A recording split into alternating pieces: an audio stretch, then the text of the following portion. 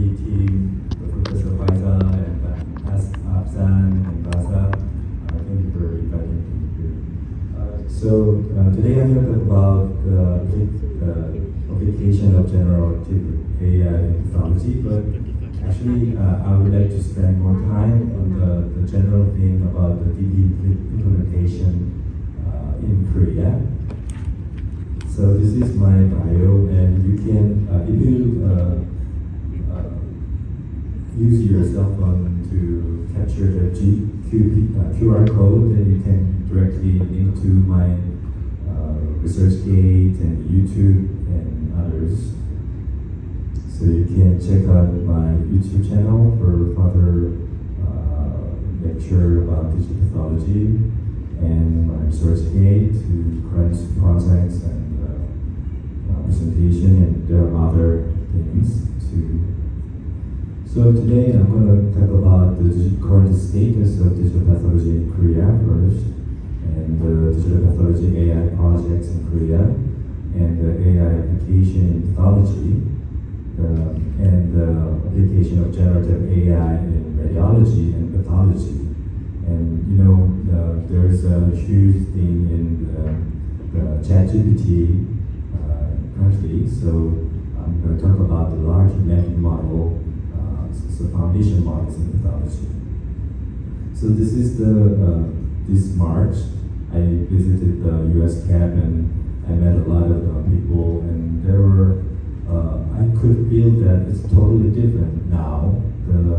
Now the America was also focusing on the digital pathology and AI, and it was like almost half of the session or presentation, almost one third to half was related to the AI and digital pathology, and almost half of the booth was filled with digital pathology companies and AI startups. So it was like really impressive. So what will be the major obstacle to implementing digital pathology?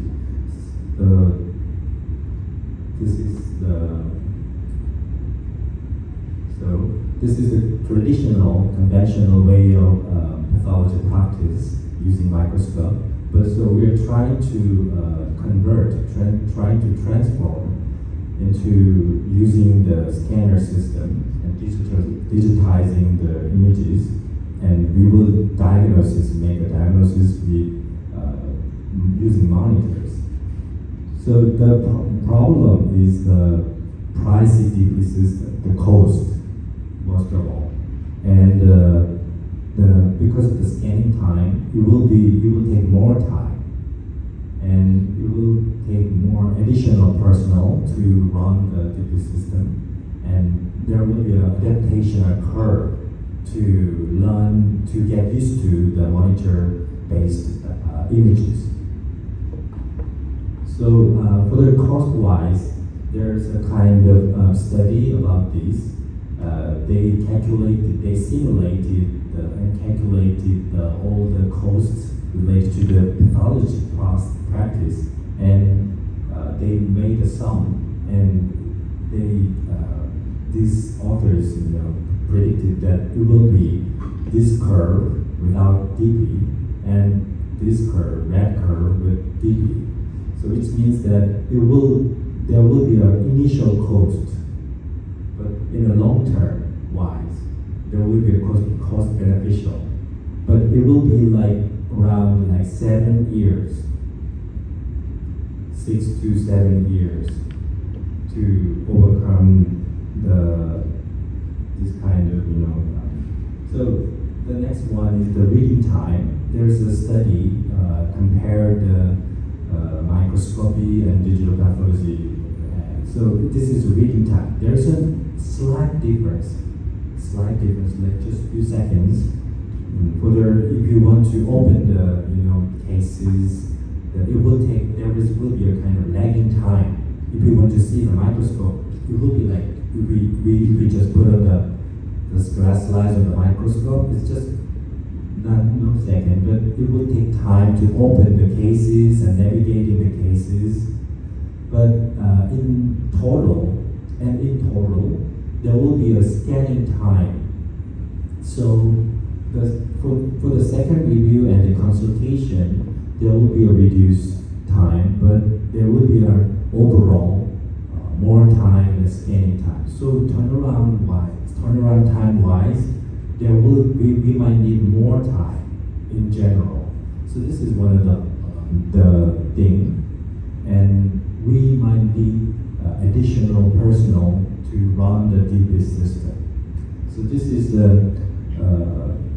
even though the technology, the scanner technology is really good now, and the error rate is really low. Even though we need people who will check before the scanning and after the scanning, pre and after scan QC. So this is one of the problem. So what is the true value of digital pathology then? What is the true value? Why we need digital pathology?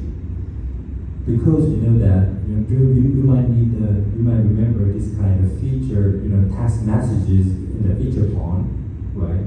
Like a decade, like 7 to 8 years ago. But now everyone uses the SNS, like WhatsApp, So the KakaoTalk is the #1 messenger app in Korea. Their market share is almost 95%. But how do you think of what is the difference between these text messages and the messaging app? What is the difference? It's almost basically similar for communication. But the thing is that it's really different because this is not a communication, not only the communication tool, but also it's a platform for additional services like contents and e-commerce and O2O and games and finance and investigation, global. So this is the gateway to another application. So this is a perfect example. So digital pathology is a platform. Once you can digitize the images, you can make a diagnosis and you can do the telepathology and the digital image analysis and computer-assisted diagnosis like AI, and it will be much more easier for the consultation and multidisciplinary meetings. So generally, in overall, it will reduce the medical cost and it will enhance the healthcare services. So this is the true value of digital pathology. So currently, in 2019, there was the first DP scanner system in the St. Mary's Hospital, Seoul St. Mary's Hospital in the Catholic University of Korea, my university. Since that, most of the major hospitals adopted the DP system, and now currently it's almost like we have 200 pathology labs. Almost 80 is general hospital, 80 is university level, and the other 50 is about the commercial lab. And almost it said I wrote 13, but this is the data for 2021. So it will be around like more than 20%, like 25%. So more and more hospitals are adopting the digital pathology. So the major share is by the Leica and the 3D Histech, but the Philips and the Hamamatsu is growing their market, and the Roche also launched the new scanner last year, so it is increasing their market. So the application in Korea, we did a survey and they answered that the major uses of digital pathology now is research currently and archive to save the space for storing the slide storage and the other storage. So because the hospital is getting easier and easier, we need to expand the spaces for the clinics, and so we need more space in the limited space. So we need to reduce the storage. So, and the third one is consultation and primary diagnosis. But I think the primary diagnosis is getting expanded. So we have 8 branch hospitals in Catholic University of Korea. So we are the biggest university hospital chain in Korea with 6,000 beds and over 3,000 doctors and 50 pathologists, and covering almost half of the Korean population area. So we adopted the standard system in Seoul St. Mary's Hospital in 2019, and Incheon and St. Vincent and the Ujeonbu, my hospital. We also adapted and we are connected, and we also can use in another branches. We can also use these systems. We can connect with these systems. So this is the digital pathology system in my hospital. So I also participated as the first author of the guideline for DP implementation. So this is the 12 recommendation statement basically based on the US CAP guidelines and the German guidelines and all other guidelines on digital pathology. So this is the validation on DP implementation. You need to prepare the almost 100 cases, and you need to make a diagnosis by microscope first and make a diagnosis, and after 2 weeks at least, you need to scan all the slides, and you need to make a diagnosis, same person, and you need to compare the results. So if this is okay, then you can use, then you can okay to use this system. So this is the validation on the implementation. So, and we also made a quality assurance program guideline checklist on digital pathology. We started developing this guideline in 2020. So it's currently trial. So only the hospitals who want to do this participated for the trial PAP. So actually, it was really generally it's successful, I think. So let's talk about the national digital pathology and AI dataset projects. So this is one of the biggest project in Korea called we say NIA project, and it is openly accessible in AI Hub homepage. And so these are the categories. The vision of this project is to collect all the data for their AI development. So it includes the vision, the language, and the environment, and agriculture, healthcare and safety, and autonomous driving. So in this part, in healthcare, I participated in 2021. I led this standby project funded by NIA. So we collected the 1,000 whole slide images of cytology samples from over 200 laboratories in Korea, and with the help of the Korean Society of Cytopathologists, and we collected other 4,000 cases from 12 major hospitals in Korea. And so with this process, we prepared and we annotated all the data sets, and we pre-processed these images using this pre-processing, and now it is publicly open and can be used by Korean researchers. It's only for Korean currently, because I think it's a government project and they only want to give some beneficial to the Korean companies and startups. So these are the example of my project results. So we included almost 5,500 cases and 5 different samples. So this is the data composition. So we also collected the conventional and liquid and HE and PAP and 10 different types of cancers, and using the different.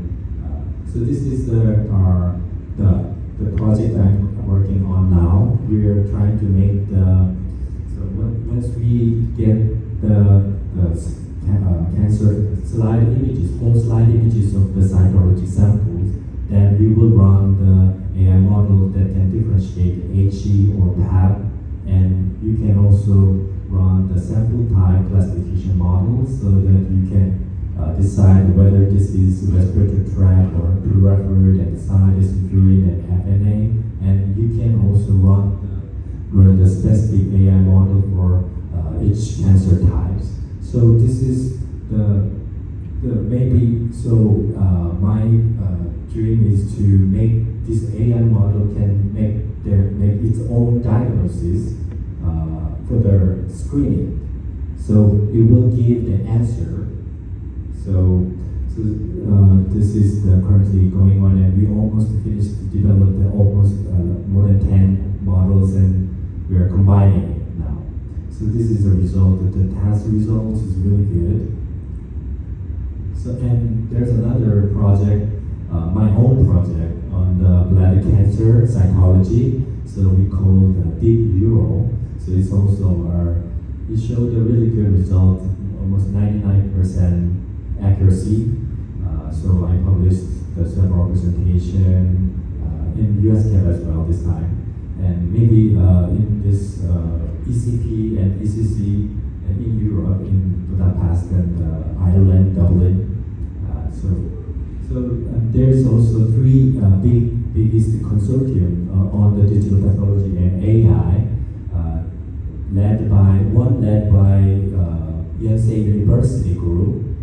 So there are still almost 10 to 15 hospitals. They collected all the samples and they make a kind of platform and AI. So this and another one is Samsung, led by Samsung. So it includes several hospitals and AI startups. So this is the consortium what I am involved in. That the Codify project team consortium. So we have our Catholic University and Han University and other hospitals, and we have a cloud platform, and we are now developing like 5 to 10 AI models, and it will be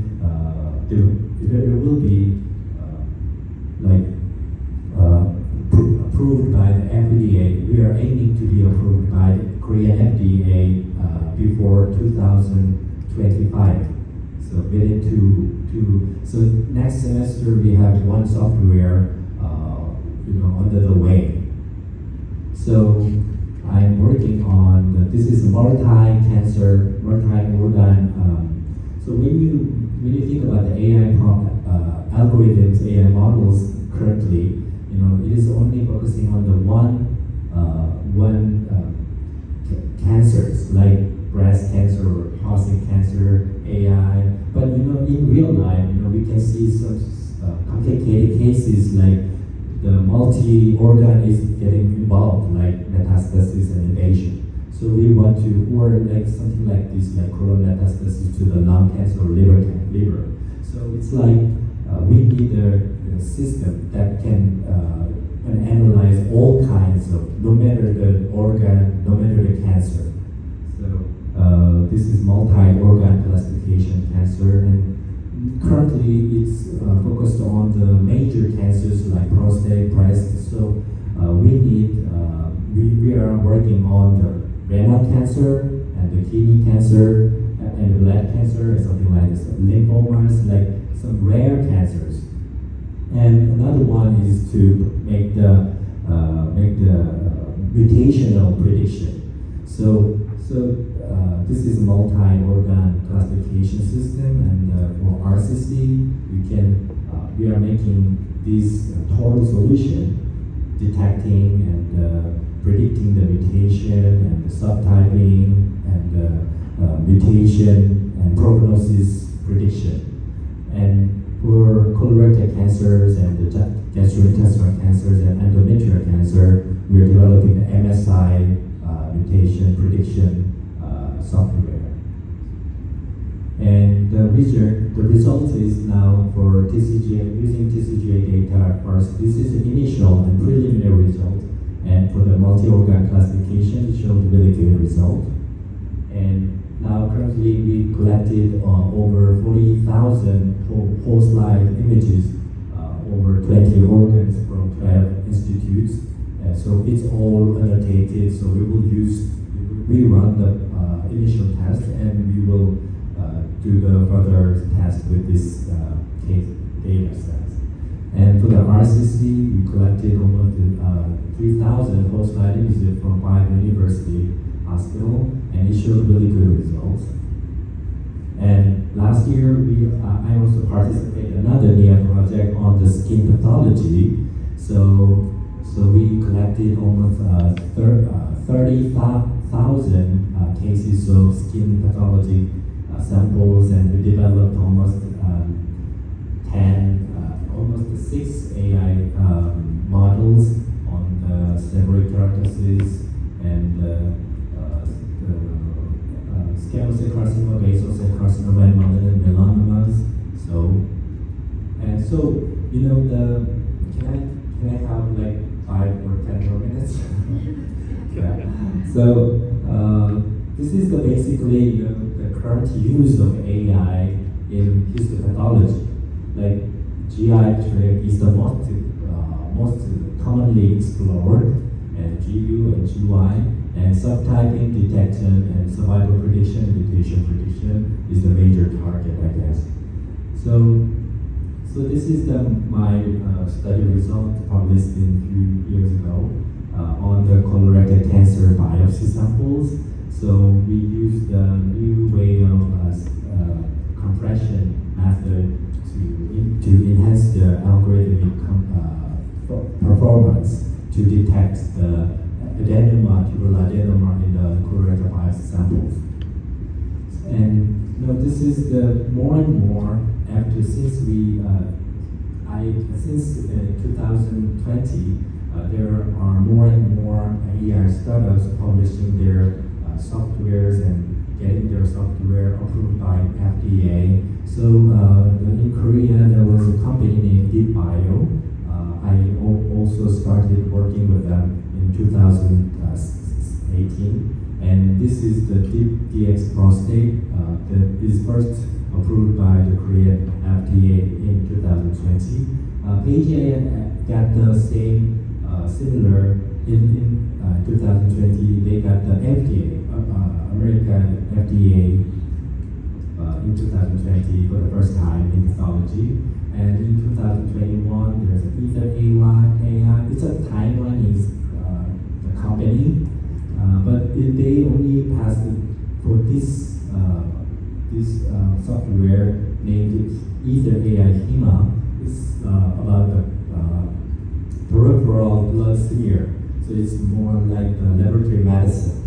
And we also have Korean company and more companies. This year, the Pathology launched the Genius AI system. So this is really interesting to me. So I'd like to talk briefly about the generative AI.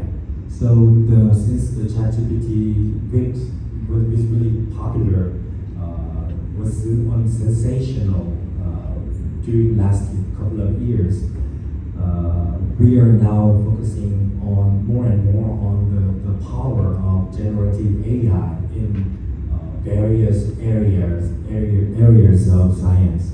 So this is the red image scan by NVIDIA. They also NVIDIA launched the multi-modal generative AI for medical imaging this year, very recently. So it means that all other technological scientists also are really interested in the medical application of AI.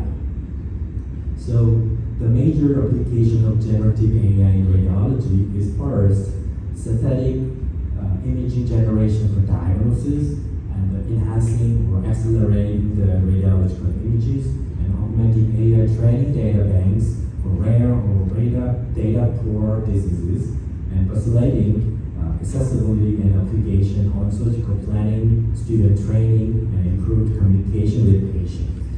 So the third first example of synthetic image generation for diagnosis, this is the original images of angiography of brain and coronary angiography, and you can generate these images with the help of generative AI. And this is also the image synthesis by multi-contrast MRI with conditional generative GAN. And so this is a reference and this is a source. So they changed this image to using these different algorithms to, this is a reference. So can you see the difference? It's almost similar. And you can also, this year there was another study, like this is the input. You can see that this is really low quality, and you can make the high quality images, and you can do other functional or three-dimensional images. You can generate these images, and you can augmenting AI training data banks for rare or data poor diseases, like for example for fractures. And there is a kind of issue because that this is a medical images, so there is a kind of privacy issue and the healthcare, the information protection, security issues. So this is really important for the data scientists. It's really hard to get. They are saying that it's hard to get the enough amount of data for their AI development.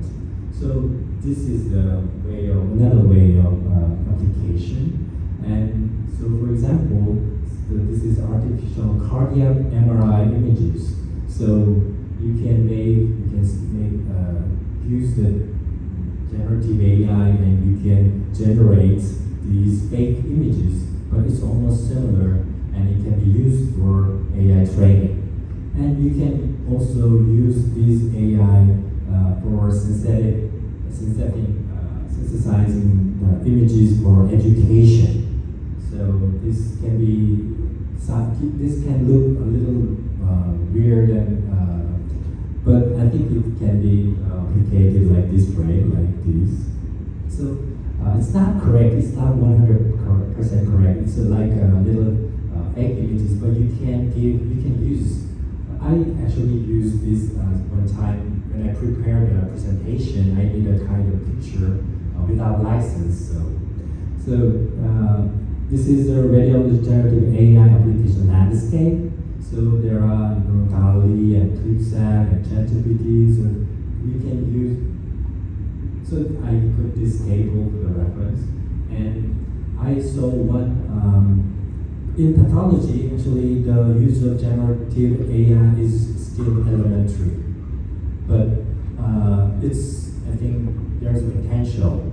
So this is a poster I saw in this US Gap by the tech site, and this is a low quality image, and they generated this. So it can be used as a compression method, like size reduction, file size reduction method.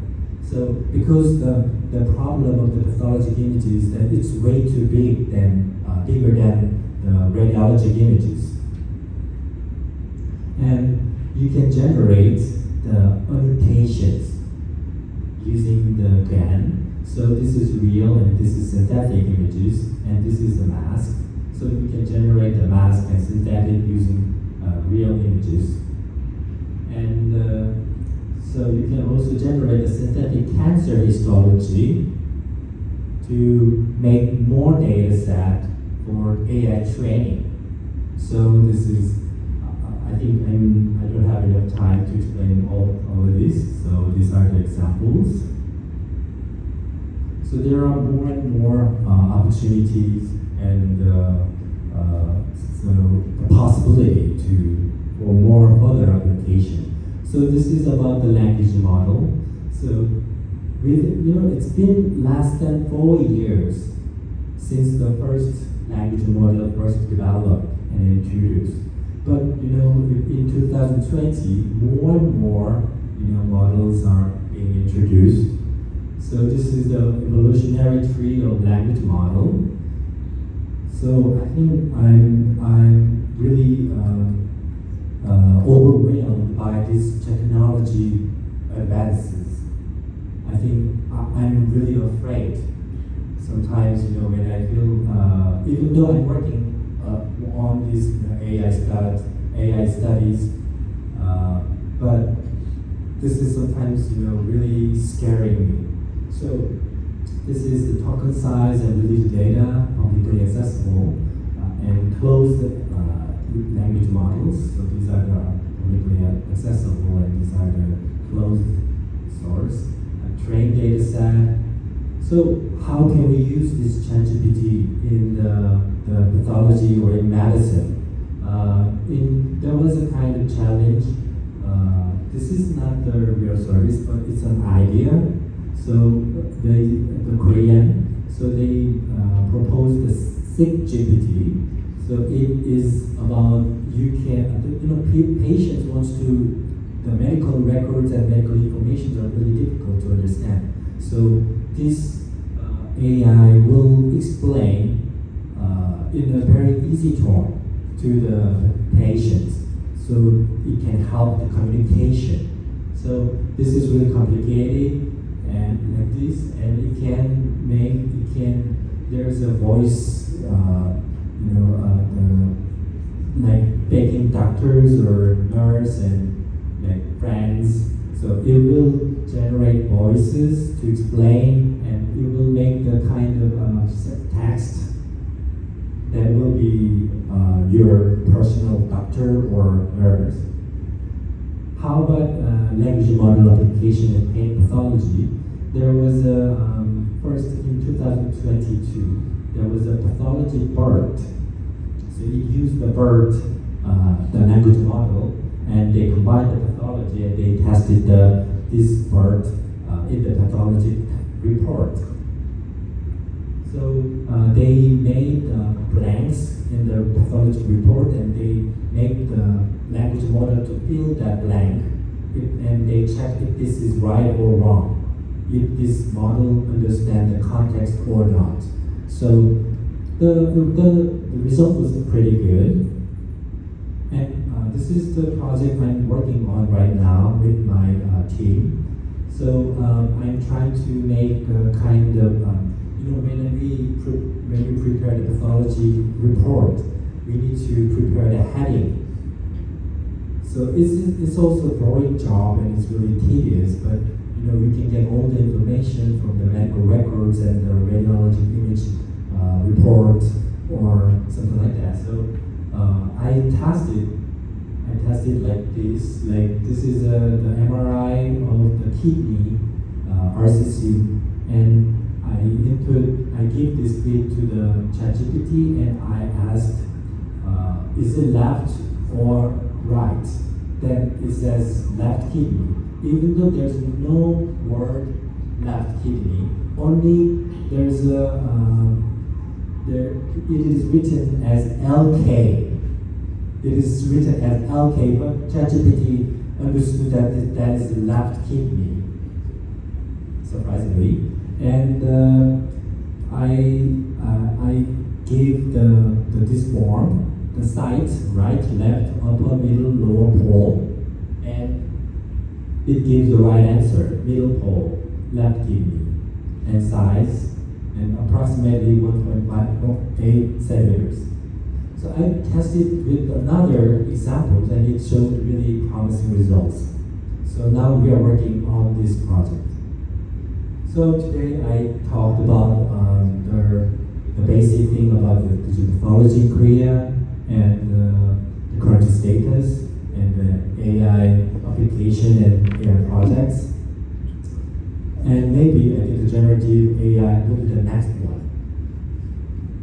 Thank you. Thank you, Mr. Chong. Are there any questions? Yeah.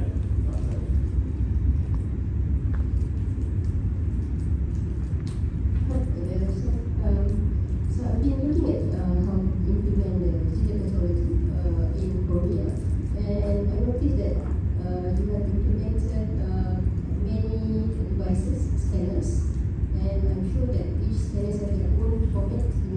Yes. So is there any issue on the image formatting, and who actually developed the platform that integrate all these images from different hospitals? Yeah, definitely that's right. I think we're experiencing it now because we're expanding the scanners. For example, in Seoul St. Mary's Hospital, since they adopted the digital pathology, they first started with Philips, but they also had the Roche scanner previously, and they also bought the 3D histone now. So there are different systems, and they need to unite all of these so more and more hospitals are experiencing this problem. So they need to.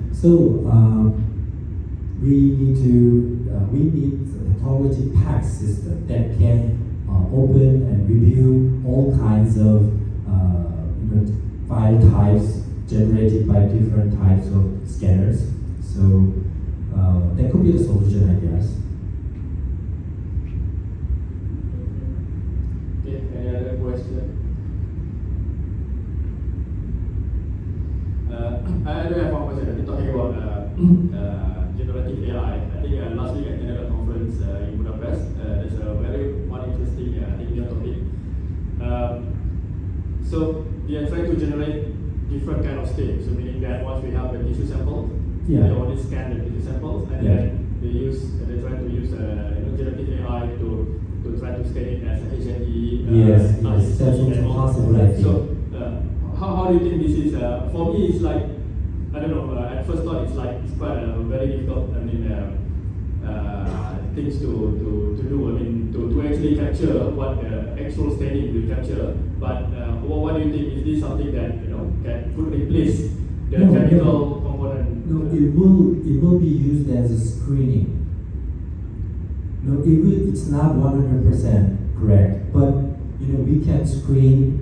If we need a PAS stain or a Martin stereoscopic stain or other kinds of stain, special stain, but if we don't have enough time, then we can generate, and we can see if this will be positive or negative, the possibility. So if there's a high possibility, then we can actually run the additional IHC or special stains so that we can save our time, save our money. So maybe it can be used this way. Thank you. Then one last question, you have any? Otherwise, thank you, Joseph Chong. Give a round of applause to our